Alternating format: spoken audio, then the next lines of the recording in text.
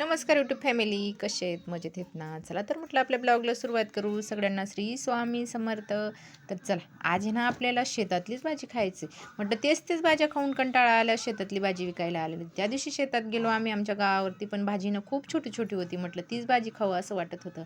आणि तिथे ना कोणी कोणी बाया म्हणजे त्या ताईवा त्यांना भाज्या आणत होत्या ना, खूप छान लागत होत्या. म्हटलं शेतातली भाजी खूप छान लागते.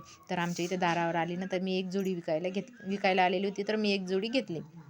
म्हटलं चला 10ला मस्त जोडी मिळते, तर मी घेऊन घेतली.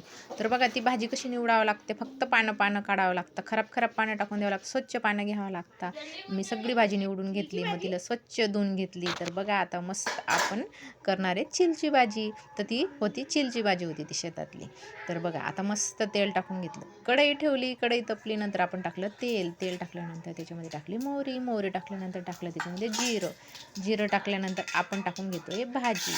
आणि कडक तेलात जर लसूण टाकलं ना, भाजीची वेगळीच टेस्ट येते. त्यासाठी ना मी थोडं नंतर लसूण टाकून देते, कारण की ना ती नंतर भाजी पूर्ण तेलातच करायची. मग ते लसूण ना जास्तचे लाल झाले की त्याची भाजीची चव ना वेगळीच येते. त्यासाठी लसूण ना थोडे नंतर टाकते. मग चला, लसूण बी टाकले, भाजी बी टाकली, सगळं साहित्य टाकून ना आपण भाजी मिक्स करून घेतली, जिरं लसूण ते सगळं टाकून.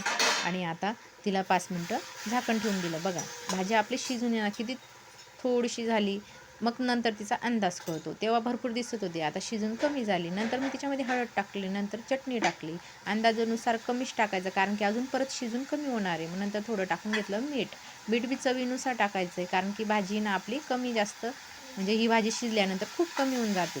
अजून परत मी मस्त कोथिंबीर टाकून घेतली, परत चांगली मिक्स करून घेतली की मग बघा अजून शिजून कमी होणार आहे ती. 2 मिनटं त्याच्यावर मी झाकण ठेवून घेतलं, जास्त काही आणि नंतर झाकण आहे ना काढून घेतलं. तर बघा भाजी किती कमी झाली, त्याच्यानुसारच चटणी मीठ अंदाज बघूनच टाकावं लागतं. तर बघा खूप छान अशी भाजी लागत होती.